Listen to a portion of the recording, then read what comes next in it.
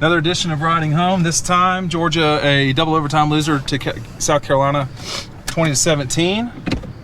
4 turnovers for Jake Fromm. 4 turnovers, one of them right before the half. Bad interception. It was a great play by that kid. By the way. It was. He was trying to throw it out of bounds, threw it off his back foot, didn't get it out of bounds. That kid made a play. He took it to the house.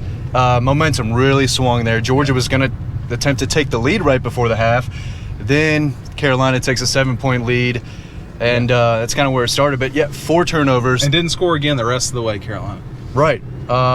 They didn't. Well, until no, I guess you're right. Overtime. Yeah, until overtime. Jake Fromm threw 51 passes. When that happens, they're not going to win the ball game. No. And it's the first time they've lost at home since the Tech game in 2016. This not nearly as bad as that. That made you, I think, anytime you lose a Tech, it's a problem. It's embarrassing. This was embarrassing too, but in a different way. Yeah, but you know, and I hate to be the way that I am all the time, I guess. Sometimes people say I'm too negative. But the truth of the matter is that beyond the horrible result, the season hasn't changed. You've lost your margin for error, which you may or may not have had anyway. And my issue with it is not that you lost. It's the way in which you played that resulted in a loss. I mean, you're still dealing with a defense that didn't allow 300 yards, that only allowed 10 total points in regulation. I thought the defense played really well. You should win that game. They gave up a few 3rd and longs. Carolina had a couple of explosive plays. This is not a good South Carolina team. I mean, it's just not. They beat Georgia. Doesn't make you good just because you what's the line from Breaking Bad? Just because you killed Jesse James doesn't make you Jesse James. And it doesn't. But the movie's great, by the way. No spoilers. No spoilers. But I do think that, this is a reality check that Georgia needed. They didn't need to eat a loss, but they did need a reality check that they can't just roll their helmets out there. I overheard Ray Tanner, who won 2 national championships in baseball at Carolina, and he said they didn't take us seriously. And I think he's right. And that goes back to Kirby and them. They've got to get the kids ready. There were a slew of things that happened during the game. The 4 turnovers were the major issue because, in terms of who controlled it, Georgia controlled it for the most part. They didn't control it so much that you can overcome 4 turnovers. 2 of them were. 2 of them were in the 4th quarter. 1 of them was in overtime. The other one right before the half. 4 turnovers are bad, but that's 4 really important, critical moments in the game. I have no issue with Jake Fromm. I think the kid is a great kid. I think he's a very good quarterback. Yeah. But what's going to happen this week is people are going to take giant shits on Jake Fromm. And the truth of the matter is that he deserves to be criticized for the way that he played because he did not play well, going too fast. But that's one game. And as we've discussed a lot, this is 8% of your season. And we discussed all offseason. You can't play 100% all the time. These receivers, they're not getting open. Well, I saw from the press box, they're not getting open. They're not creating separation. It's something they've struggled with all year. There was not a lot of open receivers to throw the ball to. Even his completions, the guys, their defenders wrapped over their back. Carolina's DBs played well, but one of the picks is really not on Fromm. I mean, if you knock a ball up in the air, a DB is going to get it. Today, Georgia did not pick those. I mean, Jared Reed had a shot, I think at 2, maybe just 1 for sure, where he could have picked it. Didn't happen. I have a long and storied history with South Carolina. I know the place well. I thought those kids really fought today. I think those kids should be given credit. And I think when they are in the Belk Bowl or in the Gator Bowl or whatever, and I'm not insulting them, I think they played hard as hell. I know people on that coaching staff well, some cases. They're not losers, those coaches. They know they're fighters, and their kids fought today. It's the same way that Tech fought in 2016. And Georgia's got to understand that everybody's not going to roll over and let you pet your belly all the time. Yeah. That they're going to come out there and try to take your lunch money, and that happened today. When Georgia loses, it's usually they go up against a team with a really, really quality defense. Right. South Carolina's defense this year is not known to be that great, but they played their ass off today, especially that defensive line, and the secondary did as well. They ran enough with Feaster and the other kid, the Dowdle. The better kid, Dowdle. They ran well enough, almost 150 yards on Georgia. That's the most this season, 142. 142. That's good. That's double what Tennessee did last year and last week, and a lot of what UT did was junk at the end of the game. But all statistics add up.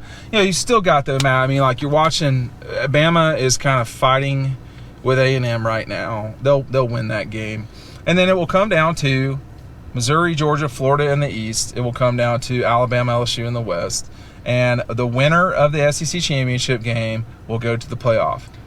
The only team that cannot win the SEC East right now, there's two, I think, which are, well, three probably, Kentucky, Kentucky, Vanderbilt, and Tennessee. Carolina is teetering. Yeah. The knee-jerk reaction, well, I guess to every loss is the season's over, the season's over. The season is definitely not over. The season's not over, but that's all you see on social media. That's all, I mean, we got it on our site too as well, and I get that's the first reaction when you lose to an unranked team like South Carolina. But the season's not over. The season's not over at all. The issue is, or the issues are, plural. Now Jake Marta played as well. I think Rodrigo is maybe the best kicker in the country. You're asking a lot for a kid to go out there and knock down a 42-yarder with the game on the line. It's tough. They didn't help him out at all, getting him any yards or anything. No, so it's collective. It wasn't just one thing. I think the defense played pretty well. There were times when you'd like to get off the field quicker, I guess, but Carolina has played almost better in Athens over the time that I've been around than they do in Columbia. I mean, the upset in 1993, that was a big deal. 2001, 2007 was a lot like this. Yeah. A lot like this.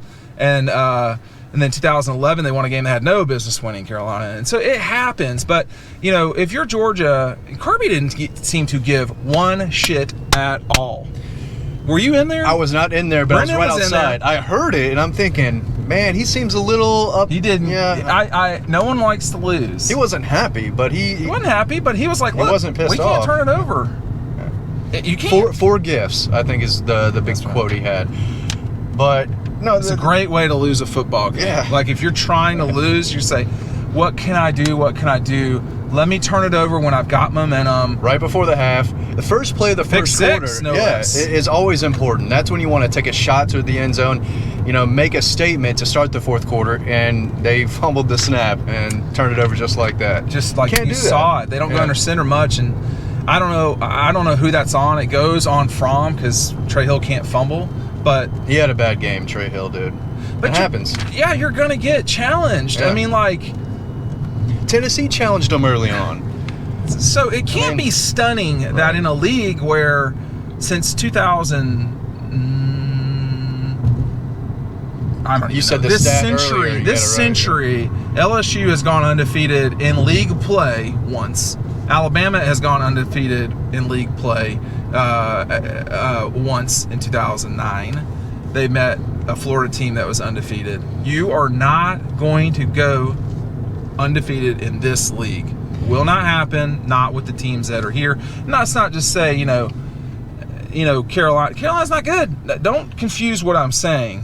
What I'm saying is, you are going to play every week against people that know you and they're used to you to some degree. Some of these kids were from Georgia, plenty of them. A lot of them. Yeah. And when you put the ball in the other team's hand 4 times, there were plenty of reasons for Carolina to lose this game. You get into overtime and you miss a 30-yarder? I mean, that kicker that should have won. He's bad. The thing that I saw, and I saw this from media members and other people on social media, was Georgia had so many opportunities to win this game. And I'm thinking, what game are you watching? They had an opportunity at the very end to maybe kick a field goal, and then they had an opportunity in overtime. But they didn't have plenty of opportunities to win this game because they were playing catch-up most of the time. They were losing the whole second half. They also got bailed out by a couple third down stops. That's a couple holdings gave them first downs. I'm going to tell you right now, I don't know what holding is because I saw Walter Grant come through and just get yanked to the ground. Yeah. I don't know what it is, and I'm sure I always shoot with Georgia coming at me, so I can't know, what happens on the other one. It's stunning to me how they can miss some of these calls. It looks bad from the box. It's amazing. From the press box, it looked like Demetrius Robertson got yanked to the ground in overtime on that third down. I think it was right before Rodrigo missed the field goal, or he made it, but it was a throw in the corner. Zone? Yeah. I didn't think so. I was right there.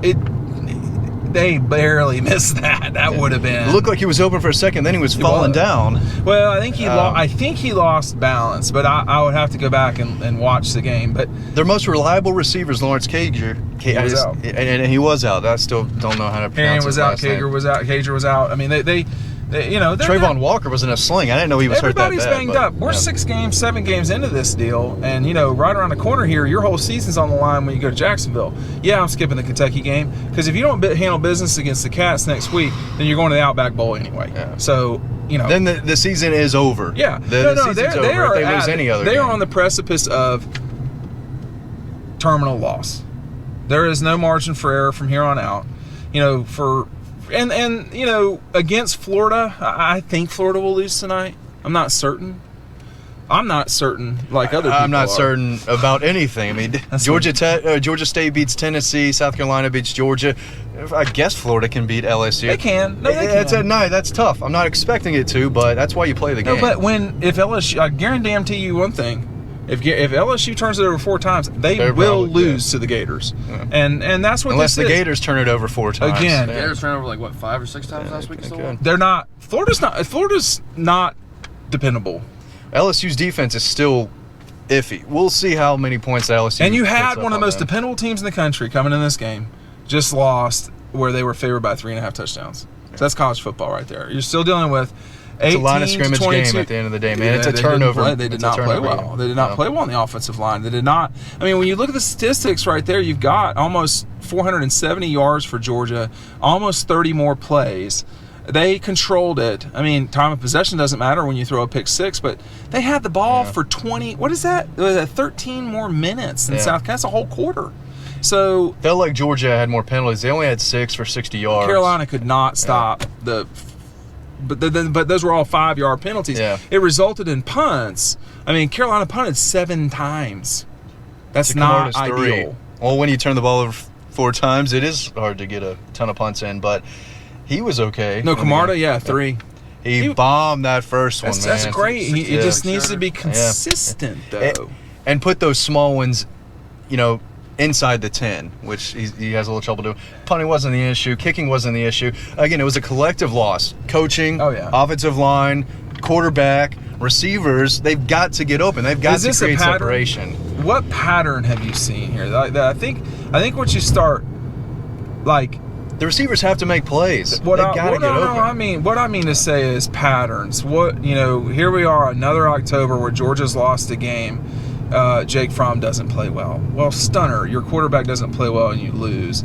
So that happens. But what in this season have you seen that's a concerning thing? This is the first time they've allowed 100+ yards rushing. They still have not allowed a rushing touchdown. Well, the secondary is Richard LeCount is an issue. Yeah, they are able to give up a big long touchdown, and a lot of it's just miscommunication in the secondary. Guy was wide open down the field. 2 straight weeks that's happened. They missed a lot of tackles too, open field tackles. Did they? Yeah. Devonta Wilson struggled a little bit getting guys to the ground. But are these patterns? I mean, open field tackles are not easy. Right. They're not. They're just not. I think the secondary issues are a pattern. Yeah. And I think the receiver's not making plays when the ball is there. The ball is there. The receiver's the one who has to go up and make a play over the defender. They're not doing that, and they're not getting open consistently. I don't give a shit how good people think any person is at sports, whether it's Jake Fromm, Troy Aikman, or Tony Hawk. You can't expect that person in a team sports setting to be at their best for 14 or 15 games. Jake Fromm was not at his best today. He wasn't horrible. He started off strong, 7 of 9. 1 was a throwaway and 1 was a drop by Eli Wolf. That should have been a first down. He started off great, and then they got in a hole and they're not. He's not an ideal quarterback to have when you are behind, and they never seize the lead. You can only come back on teams so many times in a year. I mean, some of this stuff's not hard, and it's like Jake is going to eat shit for this week. It's what it is. It's no He's a very systematic quarterback. So like with the system he's in, he's not going to make the big plays everybody wants him to make, and he's not going to be explosive like we were talking about earlier. They need to be explosive because they certainly are not explosive. The play calling has seemed that's another pattern. The play calling has seemed like it has been softened. We'll see a lot about the coaches this week and their game plan to get more explosive and what can they do different to put up more points and just get into a rhythm. How many carries does Swift have? 20. That's a lot. That's a lot of carries. Samir had 12. Career high. Yeah. That's a lot of carries. James Cook had a couple. I mean, I mean, they're mixing it up. It's not like, I mean, you look at Pickens and Cager and Simmons and who is that? I can't read that second one. Robertson? Yeah, Demetrius Robertson. I mean, that's a lot of guys touching the ball. Fromm made plays with his feet today. They lost. They should have lost. They played a team that's not good. South Carolina played better than them. They did. They should have lost this game. They won the line of scrimmage. They made plays. You know, if you don't have the turnovers, Georgia probably wins. But shit, they didn't. I mean, it wasn't so obvious without the with the turnovers either. I mean, Carolina turnovers made the game. Yes, but Carolina stuck in there, and Georgia. They didn't lay down. No, Georgia lesson learned. Or maybe it's not. I'm not sure. They need to know they're getting everyone's best shot. I don't know that guys who are just, 5 years past puberty understand that. Yeah. Humans in general have a hard time understanding. I thought Notre Dame gave them their best shot. Did. Tennessee gave them their best shot. And South Carolina played the best game. This is their biggest win in years. They earned it. Yeah. This is the Carolina people would say this is the biggest upset in Carolina history. This made their season. Yes, he's not going to get fired. This made their season. He had to win a big game. And again, it's the numbers game there. I mean, you keep playing teams in the top 5, Alabama, Clemson, Georgia's Georgia. their second biggest rival, too. Mm-hmm. No doubt. South Carolina's not Georgia's rival. But look, the truth is, you still got to go back home. You still have to play at Williams-Brice. You're still South Carolina. It's great. It's awesome. But if you're Georgia, you have to concentrate on what's next, whatever that is, and that's Kentucky. The season is not over. No. It's not over. No, but you can't play like that again. No. All right, that's our edition of Riding Home. Thanks for everybody for watching. Subscribe. Go to dawgpost.com, dawgpost.com right now.